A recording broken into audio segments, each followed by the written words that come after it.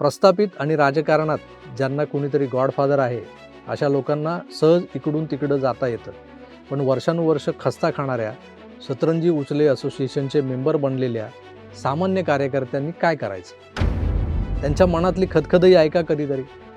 मी ज्यांचा मगाशी उल्लेख केला या वैशाली बागले. कार्यकर्ता काय असतो? आपण, तुम्ही, आम्ही आज युतीचे सगळेच कार्यकर्ते आहेत इथे. मी एक कार्यकर्ता म्हणून गेले 10 वर्ष या दहिसर विधानसभामध्ये काम करते. महिलांनी काम केलं. कुठे चुकली हो मी? याचं उत्तर मला आमदार मनीषाताईंकडून पाहिजे, खासदार गोपाळ शेट्टी यांच्याकडून पाहिजे. आणि हे माझं काम आहे, कर्तव्य आहे माझं. मी आयुष्यभर ज्यांना गुरु मानलं त्यांनी अंधाराची दिशा दाखवली मला, त्याबद्दल मी सक्त नाराज आहे.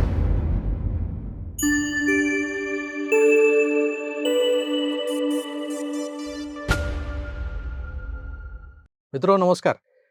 भारतीय जनता पक्ष शरद पवारांचं अनुकरण करतोय का, असा प्रश्न जो मी काही विचारलाय शीर्षकामधून, किंवा भाजप पवारांच्या वाटेवर चाललाय का, असाही जो काही प्रश्न आहे, तर यामागची कारणं काय, हा प्रश्न का पडतोय लोकांना, किंवा अशा कुठल्या परिस्थिती सभोवताली निर्माण झाल्यात की ज्या स्थितीमध्ये आपल्याला हे प्रश्न पडू लागलेले. कारण कसं आहे की पवारांचा एक खाक्या होता. पवार हे काही सर्वमान्य जगन्मान्य नेते नाहीत. पवारांकडे असं काही अमोघ वक्तृत्व नाहीये जे बाळासाहेब ठाकरेंकडे होतं. बाळासाहेब ठाकरेंकडे लोकांना मंत्रमुग्ध करत, त्यांच्या काळजाला हात घालत त्यांच्या मेंदूचा ताबा घेण्याची कला आहे. ती कला काही पवारांना साध्य नव्हती. पवार काही सिद्धहस्त असे शब्दप्रभू नव्हते. तरीही पवारांना आज महाराष्ट्रातला एक महत्त्वाचा मोठा नेता म्हणून आपण मानतो.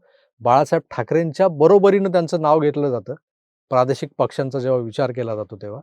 मग या पवारांनी असं नेमकं काय केलं? बाळासाहेबांनी स्वतःच्या हिमतीवर एक मोठी संघटना निर्माण केली मराठी माणसांची, जी आजही भले ती विखुरलेली असो, 3-3 सेना झालेल्या असोत, पण या तिन्ही सेनांचं एकत्र जे काही उपद्रव मूल्य आहे, जी काही ताकद आहे, जी शक्ती आहे, ती कोणी नाकारू शकत नाही.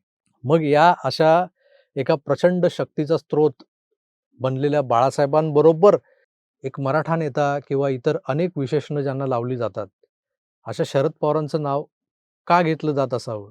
तर या शरद पवारांनी नेमकं काय केलं होतं? पवारांनी अशा माणसांना हेरलं की जे त्यांच्या विभागात त्यांच्या स्वतःच्या बळावर, त्यांचे स्वतःचे सगळे सोर्स वापरून, मग त्यात साम दाम दंडभेद, पैसा, वशिला आणि जनसंपर्क, लोकांमधली लोकप्रियता, या सगळ्या गोष्टींच्या जोरावर ते निवडून येऊ शकतात निवडणुकीमध्ये. अशा लोकांना त्यांनी आपल्या सोबत घ्यायला सुरुवात केली. आणि या निवडून येणाऱ्या लोकांची, निवडून येण्याची क्षमता असलेल्या लोकांची मोठ बांधत त्यांनी आपला पक्ष निर्माण केला, ज्याचं नाव राष्ट्रवादी काँग्रेस पक्ष. आता राष्ट्रवादी काँग्रेस पक्ष कुठे आणि भारतीय जनता पक्ष कुठे? जो पूर्वी कधीतरी जनसंघ म्हणून ओळखला जायचा, त्या जनसंघामधल्या ज्या काही संस्कारी आणि प्रचंड विजिगीषू वृत्तीने काम करणाऱ्या ज्या नेत्यांची आजही आपण आदरानं नावं घेतो, त्या अटलजींपासून, अडवाणींपासून अगदी नरेंद्र मोदींपर्यंत ही जी जी काही मांदियाळी येऊन थांबते, त्या सगळ्या मंडळींचा जो भारतीय जनता पक्ष आहे, त्या भारतीय जनता पक्षाला पवार रोगाची लागण झाली आहे का? पवारांचं वारं लागलं आहे का? हे असं का बोललं जातं आहे? तर त्याच्यामागे काही गोष्टी आहेत. मागच्या 3-4 दिवसांपासून आपण पाहतोय महानगरपालिकेच्या निवडणुकांसाठी पक्षाकडून दिल्या जाणाऱ्या एबी फॉर्मचं जे अनाकलनी वाटप झालंय. अनेक वर्ष पक्षाचं काम निष्ठेनं करत, वाट पाहत आपल्याला यंदा तरी हमखास तिकीट मिळणार या आशेवर असलेल्या, त्या वॉर्डवर क्लेम लावून बसलेल्या असंख्य कार्यकर्त्यांना पक्षाने डावललेलं आपण पाहिलंय. पूर्वी हे डावलणं म्हणजे नेत्याची कार्यकर्त्यावर असलेली खुन्नस, किंवा हा नगरसेवक बनला साध्या कार्यकर्त्याचा तर माझी आमदारकी धोक्यात येणार, या स्वार्थी विचारांनी केलेलं असायचं हे सगळं, हे डावलणं. पण आता झालंय असं की लोकसभा काय, विधानसभा काय, अगदी पालिकेलाही सत्ता महत्त्वाची, हेच सूत्र राजकीय पक्षांकडून महत्त्वाचं मानलं जातं. त्यामुळे जो उमेदवार निवडून येण्याची क्षमता राखून आहे, मग तो विरोधी पक्षातला का असेना, त्याला आपल्याकडे घ्या आणि विरोधक संपवा. हात दाखवा आणि बस थांबवा, इतकं सहज सोपं असं हे सूत्र सध्या तेजीत आहे. राज्यातल्या सगळ्याच प्रमुख पक्षांना या सूत्राची भुरळ पडलेली आहे. त्यामुळे निव्वळ एकट्या भाजपला दोष देऊन भागणार नाही. पण यामुळे होतंय काय? खरं तर पक्षातला सच्चा कार्यकर्ता मारला जातोय. त्याला बळ देऊन, त्याच्यासाठी कष्ट करून, पैसा खर्च करून ती जागा जिंकून दाखवण्याची तसदी आता कोणालाही घ्यायची इच्छा उरलेली नाही. सगळ्यांना हवाय आयता विजय, जो सहज साकारला जातो. किंबहुना तो ज्या प्रभागातला जिंकून येणारा हमखास यशस्वी कलाकार असतो त्यालाच आपल्याकडे घ्यायचं असतं. त्यामुळे इतकी वर्ष त्या सो कॉल्ड विनिंग हॉर्सला खुन्नस देत, प्रसंगी हाणामाऱ्या करत, डोकी फोडून घेत, पोलीस केसेस अंगावर घेत जो कार्यकर्ता एक विरोधक म्हणून लढत होता, त्याला उद्या ऐनवेळी त्या शत्रूचा मुका घ्यायला लावतात हे राजकारणी लोक. कार्यकर्ता म्हणजे यांना पाळणाघरातली ती मावशी वाटते, जिला पाळणाघरात आलेल्या प्रत्येक पोराचं ढुंकण धुवावं लागतं. ते पोरगं नेमकं आहे कोणाचं, याच्याशी काही देणं-घेणं तिला नसतं आणि विचारायचं देखील नसतं, की ते कुणाचा रे तू? महाराष्ट्रात जसं वेगवेगळ्या ठिकाणी हे नाराजी नाट्य आपल्याला पाहायला मिळालंय. एक ताई तर उपोषणाला बसली. एका ताईंकडून नेत्याला शिवीगाळ करणं, शाप देणं हे सुद्धा आपण पाहिलंय. हे जसं महाराष्ट्रभरात घडलंय, तसंच ते मुंबईतल्या अनेक जागांवरही धुमशान झालेलं आहे. उत्तर मुंबईतल्या दहिसर भागातल्या एका मतदारसंघात अनेक वर्ष भारतीय जनता पक्षाचं काम करणाऱ्या वैशाली बागवे या ताईंना आपल्या प्रभागातून यंदा उमेदवारीची खात्री होती. पण अचानक उभाटा गटाच्या निष्ठावान घोसाळकर कुटुंबातल्या तेजस्वी घोसाळकर यांची भाजपमध्ये एंट्री झाली. तुम्हाला आठवत असेल, तेजस्वी घोसाळकर यांचे पती माजी नगरसेवक अभिषेक घोसाळकर यांचा निर्घृण खून झाला होता. पतीच्या मृत्यूच्या दुःखाची वेदना चेहऱ्यावर घेऊन वॉर्डात फिरणाऱ्या तेजस्वी घोसाळकर यांना उभाटाकडून विधानसभेला उमेदवारी द्यायचं ठरत होतं. आणि तसं असताना तिथं त्यांचे सासरे आणि उभाटा सेनेचे ज्येष्ठ नेते विनोद घोसाळकर यांना ही सीट देण्यात आली. घोसाळकर त्या निवडणुकीत पराभूत झाले.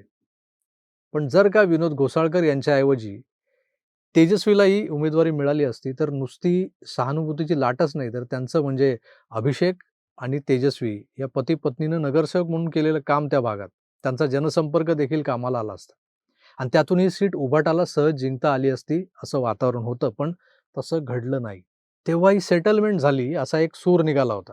ही सेटलमेंट कोणी कोणासोबत केली, कशासाठी केली, याची उत्तरं दोन्ही पक्षातले वरिष्ठ नेते, वरिष्ठ म्हणजे अगदी वरिष्ठ नेते, ते हे वरिष्ठ याचं उत्तर देऊ शकतात. पण त्यानंतर विनोद घोसाळकर यांचा होल्ड या प्रभागावरून घसरला हे स्पष्ट जाणवत होतं. भाजप सगळीकडेच आपला चंचू प्रवेश करत होता. माजी खासदार गोपाळ शेट्टी, आमदार मनीषाताई चौधरी यांनी उत्तर मुंबईचा हा गड बालेकिल्ल्यात परावर्तित करण्याचा चंग बांधलेला असल्यानं आणि त्यांना भाजप नेते, माजी मुंबई अध्यक्ष, विद्यमान मंत्री आशिष शेलार यांचं मिळणारं पाठबळ, यामुळे उत्तर मुंबई हा भाजपचा बालेकिल्लाच झालेला आहे असं समजायला हरकत नाही. अर्थात या परिसरातल्या गुजराती मारवाडी भैयांच्या मतांची टक्केवारी ही मराठी मतांपेक्षा जास्त असल्याचंही एक कारण यामागे असू शकतं. निव्वळ काय पक्षकार्य वगैरे नाही. दहिसर कोळीवाडा, एकसर कोळीवाडा, म्हात्रेवाडी दहिसरमधली अशा मराठी बहुल भागात आपण जे म्हणतो ना, त्या भागातूनही मराठी उमेदवाराला मतं मिळत नाहीत आता. मराठी मतदार मोदींच्या विकास कामांना मतं देतोय हे पाहून उभाटा काय, मनसे काय, अगदी शिंदे सेनाही इथं बॅकफूटवर आहे. त्यामुळं आपलं भवितव्य सुरक्षित करण्यासाठी कोणता राजकीय महामार्ग निवडावा या विवंचनेत असलेल्या घोसाळकरांच्या सुनेनं शिंदेंच्या सेनेत जाणार की त्या भाजपात प्रवेश करणार या जनमानसातल्या चर्चांना पूर्णविराम दिला आणि हा पूर्णविराम देत भाजपमध्ये प्रवेश केला. त्या आल्या खऱ्या, पण त्यांना लागलीच पालिकेचं तिकीट द्यायचं की पुढच्या काही वर्षात त्यांच्याकडून पक्षासाठी काम करून घेत 2029ला थेट आमदारकीलाच उतरवायचं हे पक्षानं ठरवायचं होतं. कारण मागच्या वेळेला जो विचार झाला होता ना, की विधानसभा निवडणुका 2024च्या, तेजस्वी घोसाळकर एक असा चेहरा होता की जो तिथून आमदार बनला असता. आणि हा विचार अजूनही संपलेला नाहीये. काही असो, ट्रॅजेडी, सहानुभूती हे सगळं एका बाजूला घेतलं तर त्या महिलेकडे, त्या महिला कार्यकर्तीकडे आज एक मोठा जनसंपर्क आहे किंवा एक जनमानसातला एक मोठा गट जो आहे ना, तो आजही त्यांच्या बाजूने आहे. त्याला काही, आता जसं मी म्हणालो, त्याला काही म्हणा, सहानुभूती म्हणा, त्यांनी केलेलं काम म्हणा, त्यांचे पती अभिषेक घोसाळकर त्यांचं काम, विनोद घोसाळकर इतकी वर्ष एक शिवसेना नेते म्हणून करत आलेलं काम, ते आमदार होते, ते आमदार असताना त्यांनी केलेली कामं, या सगळ्यांचा परिपाक किंवा या सगळ्यांची पुण्याई ही तेजस्वी घोसाळकर यांच्या मागे आहे. आणि ती एका महापालिकेच्या वॉर्डपुरती मर्यादित न ठेवता त्याचा वापर एका मोठ्या अशा विधानसभा मतदारसंघाकरता केला जाऊ शकतो. त्यामुळे तो एक विचार आहे, असू शकतो. यापुढे त्या विचारावर कदाचित राजकीय पक्ष काही मंथन वगैरे करतील असं वाटतंय मला. ज्येष्ठ आणि अनुभवी मनीषाताई चौधरी या इथल्या आमदार आहेत. त्यांचं जे तिकीट आहे ना, ते याच वेळेला म्हणजे 2024च्या निवडणुकींच्या वेळेला कुठल्याशा सर्व्हे कंपन्यांनी कापलं होतं कागदावर, की त्या काही निवडून येऊ शकत नाहीत. मग त्याला कारणं दिली होती. त्यांचं वाढलेलं वय, आजारपण, इतरही बऱ्याच गोष्टी. पण त्यांना ते तिकीट मिळालं. पक्षाने विश्वास दाखवला. त्या लढल्या, जिंकल्या. पुढच्या खेपेला मात्र त्यांना तिकीट मिळेलच याची शाश्वती नाही. कुठलीतरी परत सर्व्हे कंपनी येईल आणि काहीतरी सांगेल. म्हणून मनीषाताईंचा उत्तराधिकारी निर्माण करण्याच्या दृष्टीनं तेजस्वी घोसाळकरांना पार्टीत घेतलं गेलेलं आहे का? हा विचार सुद्धा अनेकांच्या मनात येतो. पण अचानक पक्षात आलेल्या या हमखास जिंकून येण्याची शक्यता वाटणाऱ्या तेजस्वी घोसाळकरांवर पक्षानं कितपत विसंबून राहायचं, हे देखील पाहायला हवं. कारण त्यांना उभाटा सोडण्याआधीच शिंदेसेनेची ऑफर होती. भाजपचे प्रवीण दरेकर हे तर त्यांचे नातेसंबंधी, नातेवाईकच आहेत. त्यामुळे त्यांच्याकडूनही भाजपची ऑफर त्यांना होती. पण त्या आल्या नाहीत. ज्याचा दुर्दैवी मृत्यू झाला ना, खून झाला, तो अभिषेक माझा चांगला मित्र होता. त्याला मुंबई बँकेवर संचालक बनण्याची संधी मिळाली होती. हेच संचालक पद अभिषेकच्या मृत्यूनंतर तेजस्वीला दिलं गेलं. यात प्रवीण दरेकर महत्त्वाची भूमिका बजावत होते. पण घोसाळकरांच्या कुटुंबातून त्यांचा हक्काचा वॉर्ड, जिथून 2012ला अभिषेक निवडून आला होता, तो वॉर्ड क्रमांक 1 जिथलं आरक्षण बदललं म्हणून 2017ला तेजस्वीला लढवलं गेलं होतं. तो महिला वॉर्ड झाला म्हणून. तो वॉर्ड आता घोसाळकरांच्या धाकट्या लेकाला सौरभला द्यायचं ठरत होतं. आणि वॉर्ड क्रमांक 2 मधून तेजस्वी लढणार असं काहीसं चाललं होतं. पण उभाटांनी एकाच घरात 2-2 उमेदवाऱ्या न देण्याचा निर्णय घेतला आणि मग या दुःखी कष्टी कार्यकर्त्यांनी नाईलाज म्हणून भाजपमध्ये प्रवेश केला. आता तेजस्वी घोसाळकर वॉर्ड क्रमांक 2 मधून लढते, तर सौरभ घोसाळकर वॉर्ड क्रमांक 7 मधून उभाटाच्या तिकिटावर लढतोय. प्रस्थापित आणि राजकारणात ज्यांना कुणीतरी गॉडफादर आहे, अशा लोकांना सहज इकडून तिकडं जाता येतं. पण वर्षानुवर्ष खस्ता खाणाऱ्या सतरंजी उचले असोसिएशनचे मेंबर बनलेल्या सामान्य कार्यकर्त्यांनी काय करायचं? त्यांच्या मनातली खदखदही ऐका कधीतरी. कार्यकर्ता काय असतो? आपण, तुम्ही, आम्ही, आज युतीचे सगळेच कार्यकर्ते आहेत तिथे. मी हे कार्यकर्ता म्हणून गेले 10 वर्ष या दैसर विधानसभामध्ये काम करते. महिलांनी काम केलं. कुठे चुकली हो मी?